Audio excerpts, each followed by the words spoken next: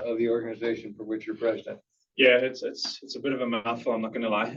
It's called the Managed Service Providers Association of America. Managed service. So we speak to roughly around about 90,000 companies every month, and probably about another 3,000 tech providers across the United States. It's MSP.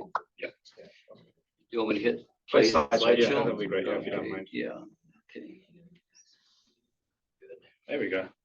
Hey, everyone online, I don't know if you can see this. If you can just give a quick shout, yay or nay. They can. They can? Yeah. Okay, guess not. All right, everyone. So thanks for having me today. This entire presentation is for you, and we are not going to get through everything by no means at all. This is really just touching the tip of the iceberg. A lot of it applies to you, especially like I said, to the marketing. And before I get into this, one thing everyone needs to know, every company needs to know, is when you sign the contracts for whatever business you have, the person executing two different people. And the communication between that is where this comes into play. All right. And so when you as a business owner say, why is this person not responding? Probably this is the reason. Okay. So email regulations and why email marketings will be blocked. Just to give you a bit of a background in the tech world, over the last couple of years, Microsoft, Google, whoever your email provider is, they have mandated specific rules and regulations for you guys, for your domains, for your emails. As of March this year, Google actually enforced that, which has created huge waves across the entire country, across the entire world for email delivery. I don't know if you know about it, and if you don't, this is probably for you. All right. So how email really works, let's make sure we understand this, right? So really simple, someone sends an email to someone. So I'm going to say, Jim's going to send an email to Diane, all right? Now, Jim hits his send button. Cool, it goes through to a server. What is a server? It's basically just a computer living somewhere else. That's really what it is. Goes from Jim's server, goes to Diana's server, and then gets delivered to Diana. Fine, not a problem. When Diana receives that email, her server looks at that email and says, who is Jim? What is he trying to do? What is he trying to send? That's how email works in a simple nutshell. There's a lot of stuff that goes on in between there, which we're not going to get into because it's a bit more technical. So that's really how it works. You need to understand this to understand what's going to happen with your business. Okay, this is where it starts making a bit of a sense. So Jim sends his email to his server. Jim, who's your email server? Do you know who that is? Is it Google? Well, it's hosted on Bluehost, and it's my own domain. Everyone has their own domain, but it's hosted on Bluehost. So Bluehost, you're probably using a very old protocol, which is called a POP protocol, but essentially it's a service sending an email. So your email goes to Diana's server, which is 365, which is Microsoft. So Microsoft's looking at your email saying, who the heck is this guy? And why is he sending me this email? All right, before it even gets to Diana. In the past, it usually just allowed that email to go through. And what happened is Diana would get that email and say, this is total junk. Why am I being spammed by this folk? Okay, so now all these regulations are saying we need to now authenticate, validate who this sender is. All right, and that's where it comes up to the stop sign here. And I'm using Gmail because that's just a typical example, right? So your email is now being stopped by Gmail. Doesn't matter who you are, your email is now being stopped by Gmail, and Gmail is saying, is your email valid? Is your email authenticated? And then lastly, is there a DMARC, which I'll get to in a minute. So Diana's server saying to Jim's server saying, your email doesn't look right. You're smoking something and you look like a complete idiot. That is what is happening, bottom line. And then it is saying, we are not allowing your email through. And it's blocking it. So Diana doesn't even get that email. Or it sends it directly to a spam. Marketing. There are rules with marketing that you have to comply with. We all do marketing. No matter who you are, whether you believe it or not, you do marketing, all right? So there's rules. Some people send maybe 100 emails a month. Some people maybe we send probably about 153,000 emails a month, okay? So those rules are now being filtered based on some of these regulations. Okay, and if you look like someone who's on weed or smoking something really wacky, that's what's going to happen to you. Now, remember when I started, I said the person who signs the contract is not necessarily the person who's sending the email, right? So you and your own organizations, is there a disconnect? I don't know. Maybe there is, maybe I don't know that. Okay. SPF is one of the first regulations. I put a little sun there because, like, you go out to the pool or you go to the beach, you're putting on SPF to block the sun from burning you, right? It's exactly what Gmail and Microsoft systems are doing. There's something called an SPF record in technology, which says, is your SPF record valid? It is protecting Diana, it's protecting the receiver from receiving that email. Same thing. There's another thing called a DKIM. DKIM, when you get a contract from someone, you have to sign that contract, right? And you send it back to whoever the person is. That person gets a contract and says, okay, they signed it, I know they're good to go. It's exactly what email does. Send an email, it goes up to Diana servers. Diana servers now looking at Jim's server saying, is that email actually signed by their servers? I'm pretty sure at least 95% of you here do not have that setting. I know Diana does because we've checked those already. If it is not done like that, something else is going to happen, which we'll get to in a minute. Okay. And then you get the DMARC. The DMARC record basically says, it's the servers talking to each other, right? You don't even see it. The DMARC record says, hey, your email's not valid, or the person you're trying to send it to is not valid. We're going to send it back to you. We're just going to give it back to you. So if you're sending 10,000 emails a month, and they're not valid, you can get 10,000 email responses back to you. Okay. Gmail has now enforced that if that record is not there, they're going to start marking your emails as spam. Okay. What that setting there does, it's a bit more technical, but what that setting does, it says, I need to know who to send a bounced email back to so they can fix their email and then resend it back to us. It's like a back and forward communication. It's like a contract. You give it to me, I give it to you, you sign it. Same thing. All right. So those three things there are being checked. No matter how you feel about it, that's what's going to happen. All right. So again, I'm just using Gmail service as an example. So if all those records are passed and they validated and they signed and they authenticated, they'll go to the server. Diane will get an email. If it is not, let's say what you're missing one of those, Gmail will either block your email completely or they'll push it straight to spam. That's it. The problem with this is before Gmail started enforcing these, you got thousands of emails and you have to kind of filter, okay, this is junk, delete it, delete it, delete it. The problem that you may be facing now is now you're getting so much more email into your spam folder, and now you have to validate if those emails are accurate. So Gmail has now, unfortunately, pushed all companies to now, instead of monitoring the email box, the inbox, to now monitoring your spam folder to see what is valid. So you as a company sending emails out, I'm sorry about this, but if you as a company sending emails out, if your emails are going to other folks' spam, how often do you check your spam box? The companies you're sending to are probably not doing the same thing. And if you have one of these people that are saying, I am sending emails, I'm just not getting that response or that click-through rate, it's probably one of the reasons why. That is it in a nutshell. It's very, very, we're talking high level here, right? So what does it actually mean at the end of the day? You as a company, SPF record says what system is allowed to send your email.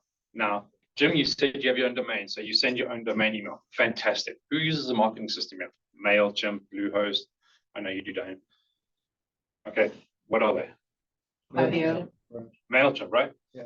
All right. So part of that SPF record, which I told you about, the sunscreen, right? You have to have that in your domain settings to allow MailChimp to send emails on your behalf. If it is not, Diana's server is saying, hey, you look dodgy, you're sending from, I don't know, Russia using some weird system, we're blocking you. Most people should have this. Not everyone does. Who has more than one email marketing system? I guarantee you do, whether you believe it or not. So you have MailChimp, you have your normal email. Do you send from a text system? No, either comes through MailChimp or one of our individual emails. How do you send emails going out? What system do you use? Outlook. Outlook? Okay, so it's all on your computer. Who uses a CRM? What CRM do you use, if you don't mind sharing? I'm using two at the moment. One is a Salesforce variant called Adjungo, and another one is top-down. So are those systems authorized to send your email in your SPF record? As far as I know, they are. 'Cause I know the emails. And that's the question, as far as I know. I get it, I get your emails. Okay, so I don't know the answer to that, Jim. That's something that needs to be checked, okay? But that record is critical. If that record is not there, you're going straight to spam. Where does the record reside? On your computer or on the? No, it resides in your DNS settings, which is DNS, domain name services in your DNS settings. That's where it lives. Right, DKIM.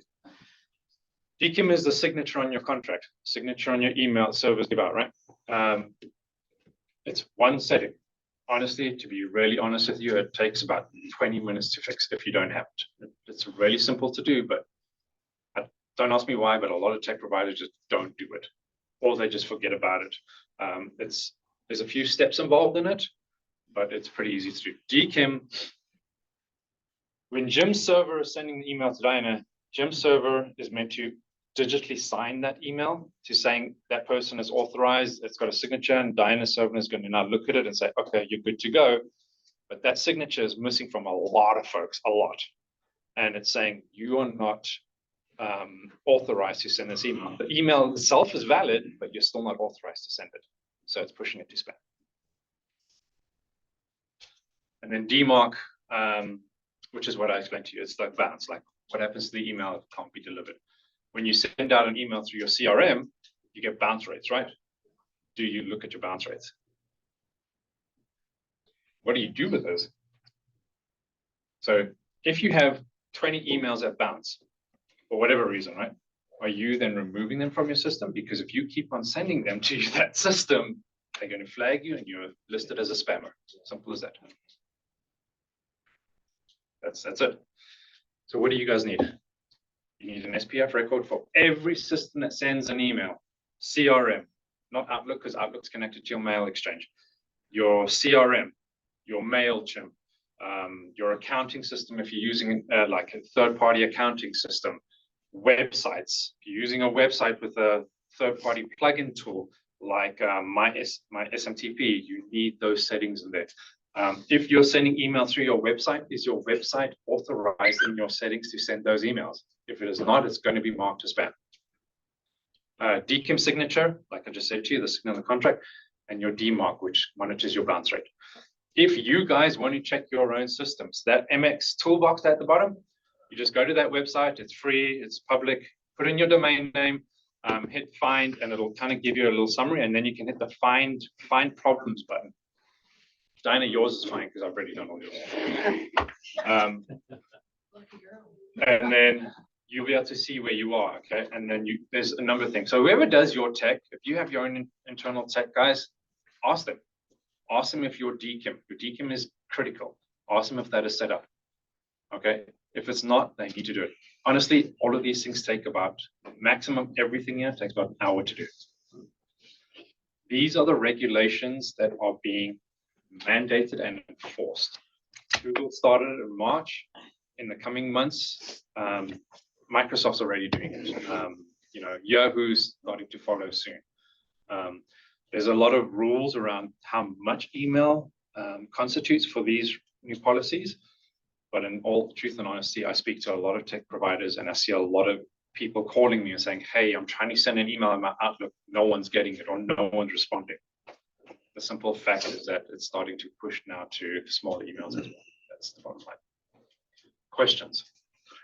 Is this why I basically have been getting recent notices that from Gmail that basically this message is being left on the server and it's not being sent to you? Right. And so instead of actually getting the email, instead of getting the email, I'm getting a notice that I'm not getting the email.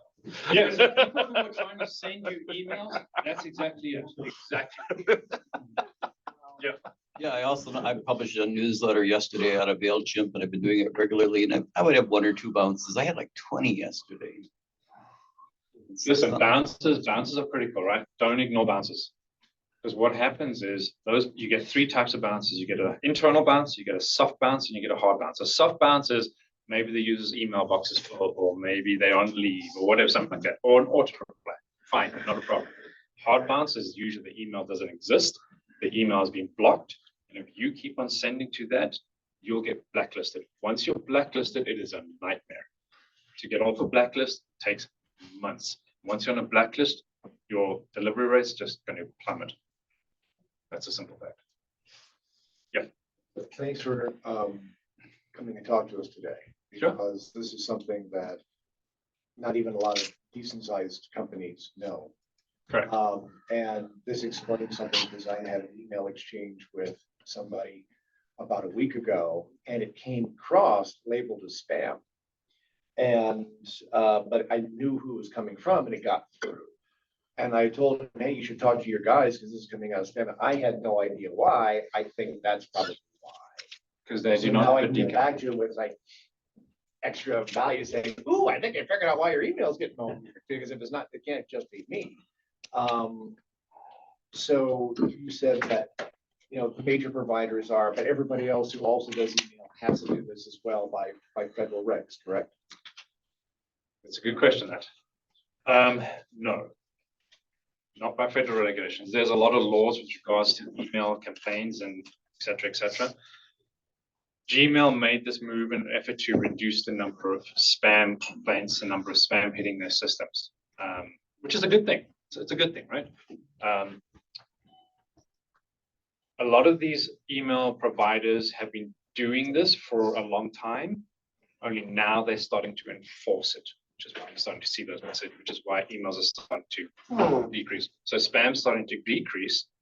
But like I said to you, everything's going to spam folder now. Now companies are stuck spending extra time trying to decipher what's in the spam folder, if it's valid or not. The DKIM part over there is critical because that's what scammers use and people use for phishing scams. So if your domain doesn't have a DKIM signature, they can try to replicate your domain and send scams out. So when you get a phishing scam and it says Joe's Workshop, whatever it is, right? One, your email's probably been breached, maybe, or your settings are totally wrong and someone is now replicating your domain. But if Dinah's system did not have those records, her system wouldn't be looking for those things. Yeah. So this is attempts to compensate for the fact that when they established email way back in the day, they never thought it would be abused this way, but it became standard. And now they're trying to figure out how to not require the entire world to have a new email standard by itself, but fixing the holes that were inherent with the original source code. More than one answer to that. Bottom line is email is the leading source for business communication across the world. That is a simple fact. Yes, when someone developed a POP system, which is what Jim's system's probably using, that's an old antiquated system that is extremely vulnerable. And I'm not throwing you under the bus here, Jim. No, it's okay. It's like hemp. Is SMTP used for the different? SMTP is always used, but the product, so you have email delivery, which is SMTP. That's what sends your servers out. Simple mail transfer protocol. That's for example. That system uses different protocols. It uses IMAP protocol or uses now Exchange protocol. IMAP, which is what you're using, is old and antiquated. Most servers don't use that anymore. If you're still on that kind of system, you have a problem. You need to move to an Exchange system or to like I hate to say it, but Google, if you really want to use Google, you can. So to answer your question, yes, they're trying to fix those loopholes, yes, and you guys are suffering. Joy. Yeah. What other questions? Anyone online for questions? Yes. So we have multiple email addresses through our domain, and it's all hosted through GoDaddy. I've been hesitant to make a change, but I think it's probably. Most of the emails we don't have a problem with, but one girl in my office, her email does get blocked, whereas the others don't. So how did she individually get blacklisted? And then I get the brunt of the spam. All right, so there's a lot of questions. Spam filter. So first and foremost, because you're dealing with tax, you are under federal regulation to be compliant. Okay, I don't know if you are or not. Diana went through exactly the same question you're asking about. I have to move because of all of these issues I'm having. All right. moving is not an easy process. It takes time, and if there's complications in that, it's a nightmare. All right.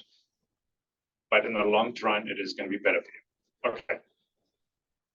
Your domain gets blacklisted, not an individual user. Okay. Now, if that particular person sends an email to me and I think that this person is smoking something, I can block that user. And if I block that user will bounce the whole time. The more bounces I get, the more I'm going to list you as a spammer. Then what happens The is, more bounces you get, what? if I block, let's say I block your email to me and you keep sending me emails, my system's going to kick it back. The more times it kicks it back, the quicker you're going to be listed as a spammer. But only one, then the whole domain would be blacklisted. Exactly. Yeah, okay, so that's not the issue. Yeah, so for that particular person, what's most likely happening is the receiver has blocked the email account. Okay. This also comes down to the content. This is not what this is about. Just to answer your question, the content of your email. There are particular words in emails that servers look for. Newsletter is one of it. If you have newsletter and your communications going out, the servers are going to pay more attention to you and most likely going to block you. Wow. So newsletter, campaign, free. There's a whole bunch of them. Marketing, another one. Yeah. Or, things like that. Like all those little spammy keywords, those are listed in your things. You're probably going to get blocked or listed as a spammer. And can certain companies also have those filters put on their server as they have, say, I don't want to get these? Oh, yes. So like they actually can go out there to selectively say, you don't want these types of words coming into our server cell. Yeah. Listen, I mean, I deal with thousands upon thousands of emails every month. And I get probably contacted about 40 different companies that want to join the association to build that community. And a lot of them have those spammy keywords, and we block them automatically because we check everything that comes from folks. So if that flags, we say, yeah, no, and you're out. Yes. I'm unclear on how we fix the problem. You need to speak to your own internal IT department. Well, I'm. Yeah, we're hi, how you doing? I set that one up for you. Do you offer this service, or do you know anybody who? Listen, I am here to help you guys understand this. Can I do it like I do it for Dana? Yes, I can, but I'm not here to try and sell you my services. I'm really not. But everyone. I would like to say something. He's not here to sell service. Alicia was a victim of my email getting hacked, and someone took all my old emails, and then who knows how long they sat on them. And then they would start using an email that I legitimately had a conversation with someone and do like a reply or a forward and pick it up, and it was all spammy because Alicia alerted to me, someone else alerted, like the email that was 5 years old that they had hacked and they were using. So I did a search. Dave came out, I'm like, hey, I know him from TRP. So he got all my stuff transferred to a new server and he monitors it monthly. So I don't have to worry about that. And I'm just like a small little tiny one shop gal, so it was very frustrating. So for Diana, the minute she steps out that's outside the United States, we block the email. Yeah, I notify him when I'm traveling out of the country and he's like, which country are you going to? And I tell him, so he gives access only to that country because a lot of this nefarious stuff happens overseas and everything. And so like when I was in Costa Rica and had my fun accident, he said, okay, this email account can be accessed in Costa Rica. And then I let him know the dates. And then when I get back, he cuts it off. And so this is the association website, right? You guys can go there. My tech company is listed here as well, but to be very ethical and fair within the community, you guys can find an MSP or a tech provider right here. The association can help you source that if you want to do that. We're more than happy to do that. But that's the association. There's tech providers across the entire country. You can just, if you really want to go into Colorado, and you can reach out to me. So myth or fact, your host provider some host providers are known to provide services to not such of the up and nice All right, things or whatever. so So if I have if I'm hosting through that company, am I also going to be negatively potentially, depending by on that server? Yes. Yes, Okay. potentially. So there are companies, web host providers, GoDaddy, like you said, is one of them. Not the fairest one, but they host it, right? Right. Depends on how they're hosting the system. So like I was saying about the protocol, so like Jim's system is using an old IMAP protocol. All right. That is a no-no. No matter who you are, that is a no-no. But a lot of these systems give it to you free with your domain. So you say, oh, this is awesome. Let's do this. Then you have a limit of like 50 megabytes in your email box, and it doesn't synchronize with your phone and this, and that's a whole bunch of stuff. There are places, and look, hackers and guys who do the nefarious stuff are not stupid, really. You know, I've hacked hackers before, and it's fun. And I understand how they work, and really, they really are smart. So what happens is, if they can get into your email box, they're golden, because what they'll do is they'll create an email from you because you're the owner of the company, and they'll send it to all your contacts. And because your contacts know you, they'll open it and they'll click on something because I think it's not malicious, right? If that happens, well, good luck. But you're in a problem, right? So they do that, and it did happen. You know, one of my clients about 2 years ago, they sent me, all my clients, even Diana, I say to them, listen, if you're not sure about something, send it to me. Let me check it, because if it's a hacked account, or you click on something intentionally or accidentally, we will lock your account for 48 hours. No questions asked. And I've done it to you as well, actually. Yeah. Gene's got a question on Zoom. Go ahead, Gene. What's your question? Dave, you started the presentation off with speaking in regards to email marketing, but the waters have been kind of muddied here into individual account sending. How does this regulation, how does the situation affect, for instance, newsletters where people have purposely provided their email and signed up to receive newsletters from you, and you on a monthly or quarterly basis draft an email, put information together, and send to say a group list through Gmail. How does this here affect that comparatively to what you've been talking about? Sure. Good question, actually. So whether you're an individual or a company, the regulations relate to marketing. It does not specify what marketing is. So that distribution list that you're sending to, or the person who signed up for your newsletter, that is classified as marketing. That is simple. That's it. So if you're sending to a lead who sent a please, I want to get an email from you, that is, in the terms of an email system, that is classified as marketing. Did that answer your question? I think so, yeah. So yeah. Thank you. I get so many, at least once a week. It's like, oh, this is a really sad thing. I came across these pictures. What do you think of them? It's from a friend that I know, right? But I'm like, yeah, why would they be sending this thing for me to link? But if you can look, I always look at who's the sender, and it's some ABC, GY, whatever. It's just a really weird sender. So you delete that. But I mean, I'm able to do it only because I looked at who the sender is. But yeah, so listen, phishing scams like that are going to happen all the time. That's about that. No matter what you feel about it, it's going to happen. In email systems, and I'm going to use Diana as an example. So we monitor her system, right?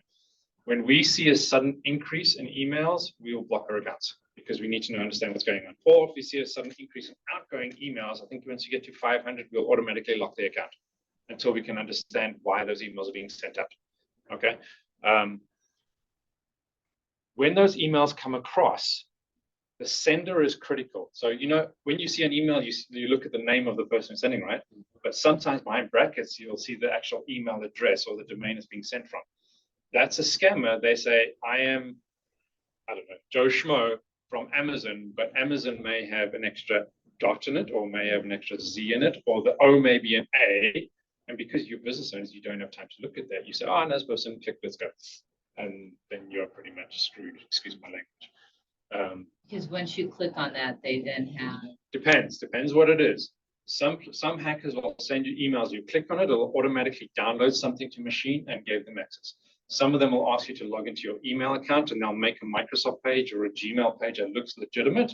You put in your credentials. Once that's done, they have full access to your account. About 5 years ago, an attorney, a child abuse attorney out of Connecticut called me and she was crying over the phone. She said, "Dave, please help. My entire email's hacked. They lost their domain, everything, social accounts." And so I said, "Yeah, I'll help you, no problem." And the hacker and I were fighting each other like in real time. And we were trying to outsmart each other. And eventually I got in via a back door into her account. We recovered everything and restored everything. But hackers are not stupid.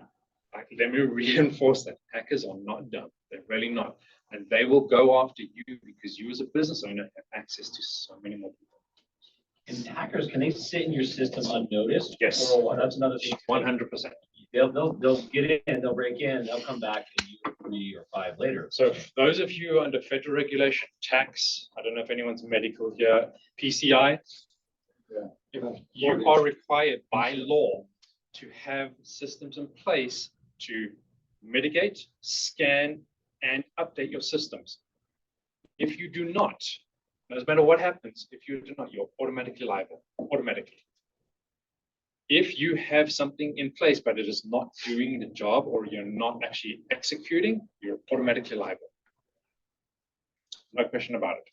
The FBI is enforcing these regulations for the first time ever in February. Federal government issued a $500,000 fine to an urgent care out of Wyoming, I believe it was, because usually those fines come from HIPAA, but the federal government now instituted a $500,000 because an urgent care was breached. They didn't do anything about it. They got hit with a $500,000 fine. The right insurance coverage. Cyber insurance. Insurance cover is different, right? So you say cyber insurance. Who has cyber insurance?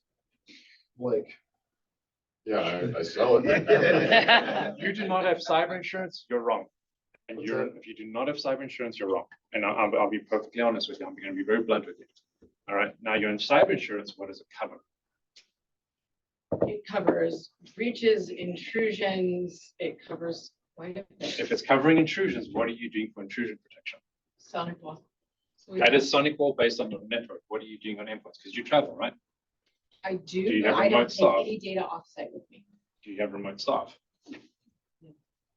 Okay. Do they take their laptops home? Yeah. If you have devices. No data leaves the office. Okay. Anything if somebody's going to access information, they use a computer that's basically gutted, and we have, Point-to-point Listen, I'll be honest with you. we've got software that protects that. Okay, great. So you have software on the But computers. nothing gets saved on any computer that gets used offsite ever. It's only used to remote in and control the computer that's here. All right. So my recommendation to someone in your situation is you need to look at your policy and what's going to cover. Because if you started to use remote access tools, if that is not covered under your policy, you're on your own. Now, our insurance agent knows. So there's a whole lot to insurance. I mean, that's a whole nother, mountain we can climb at another date, but it's Interesting. Oh, no, it scares the shit out of me. yeah. I mean, honestly, This is the stuff. I know we're coming up on time and I probably ought to go too much time, but Yeah, we probably should end here, if that's okay. And, yeah, thank you. Awesome. it helps you guys. At least a business card. Yes. Again, I'm not here to try and sell it. I have to be ethical to our tech community. I really do. Well, I mean, if you want to reach out to me, reach out to me. I'm just not going to try to sell you services at all.